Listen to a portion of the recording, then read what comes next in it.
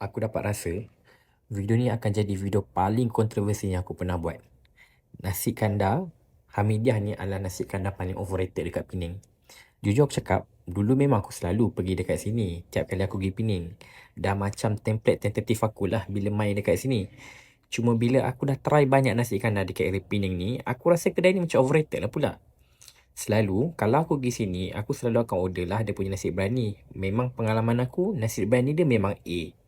Cuma kali ni tekak aku rasa teringin pula nak makan nasi kandar. Kali ni aku ambil lauk aku adalah nasi lauk sotong, aku campur dengan ayam madu, kobis sikit, telur dadah sikit dengan sambal nyok sikit.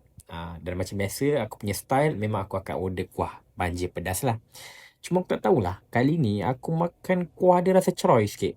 Sebelum ni aku makan okey je. Aku dapat rasa lah, kali ni kuah sotong ni spoil sikit sebab aku nampak dia banjirkan nasi aku dengan kuah sotong. Tapi dia punya ayam bawang sedap lah. Yang itu aku tak nafikan. Aku dapat ayam bawang ni panas-panas masa dia baru lepas masak. Aku punya suggestion, kalau korang nak datang sini, korang boleh try nasi berani dia. Untuk nasi kandar, bagi aku biasa je. Untuk overall, aku boleh bagi tempat ni 6/10.